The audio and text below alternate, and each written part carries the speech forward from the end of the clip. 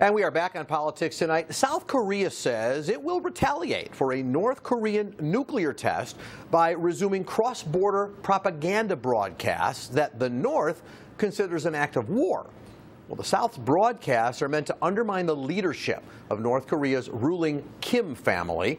North Korea claims it carried out a successful hydrogen bomb test. The Obama administration trying to verify that claim.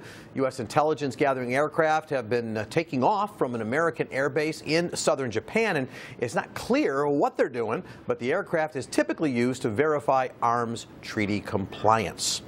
Well, Professor Robert Shapiro from St. Xavier University joining me tonight to talk much more about that and about a lot of more things. He's over at Tribune Tower. Professor Shapiro, always good to see you. Thanks for joining me. Good to see you, Paul. Happy New Year. So last night, Congressman Foster was with me on the show, said we're not quite sure what we were dealing with over there, but I'll just get your perspective. How critical is this test? You know, everybody's talking about Iran and all the issues over there, and all of a sudden North Korea rears its head again. How critical is this event? Well, if they actually have a hydrogen bomb, that would be a major advance in their weaponry. A hydrogen bomb is so much more powerful than the atomic bombs and the relatively weak atomic bombs that they've had so far. So that would be a little bit of a game changer in terms of the actual armaments involved. But make no mistake about it, this was first and foremost something that Kim did in order to enhance his own leadership. I mean, he led up to this with a note that he issued about what was going to come and whatever. And this is an attempt by him in some way, shape, or form to demonstrate his own power with respect to his domestic audience. Secretary of State John Kerry did a presser today. At one point, he was asked, my words, not the reporters, but essentially, was the United States prepared for this? Why, you know, we've been dealing with other issues, and here North Korea rears its head. We weren't even aware. Of course, Secretary Kerry made it very well known that there are meetings about North Korea. How surprised do you think the U.S. government was with this event, whatever it turns out to be?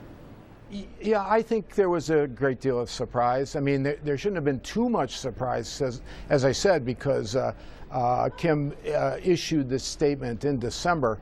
But our attentions have been focused elsewhere. And one of the things that North Korea is very good at doing is coming out and doing these things at a moment that people are least expecting them.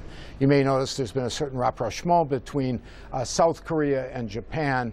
And he's clearly, in addition to bolstering his own position, he's clearly trying to do something to catch everybody's attention. And the real question is, what is he going to now try to demand in order to cut back, or supposedly cut back, on his armament of his own people and his armaments?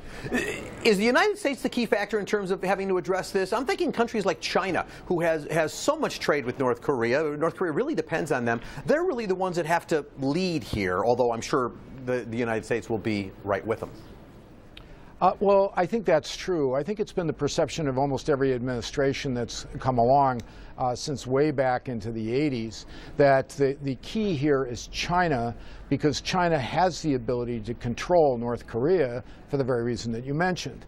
The Chinese, as you may know, expressed real concern about what had happened. They're not always able to actually control things, and they're not always willing to do so, because I think they can take the measure of what it is that North Korea will do, and they'll give them a certain amount of freedom, a certain leash, and then maybe try to rein them back in.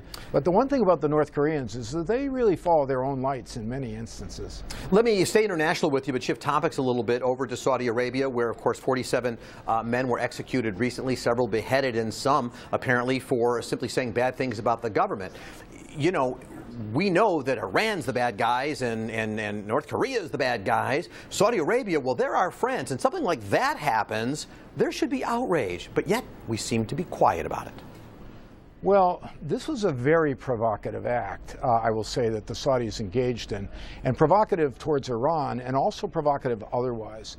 The Saudis, as you may know, over the last many months, with the change of kings and different positions in the royal family, the Saudis have become a great deal more aggressive.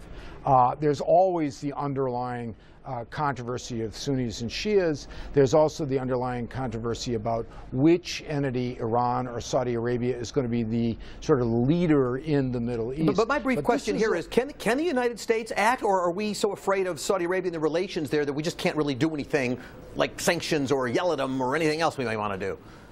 Well, what we're trying to do is be the honest broker, and I'm not sure that works, because I think what the Saudis are also now demonstrating is that they don't rely upon the United States to the same extent as it did previously. The Saudis were more quiet than the Israelis, but they were very, very upset about the Iran deal, and I think they view this as a sign that the United States is no longer a reliable ally. So we're trying to broker a kind of peace between Saudi Arabia and Iran, where we may very well have been part of the reason, only part of the reason that this happened, and by trying to broker things, we may actually be making things worse with our ability to influence the Saudis. The Saudis have really stepped out now. Let me come back. Decided that they want to take an aggressive position. Let me use less than a minute left. Come to gun control and the president's efforts, his executive orders. Republicans say he exceeded his authority. President doesn't think so.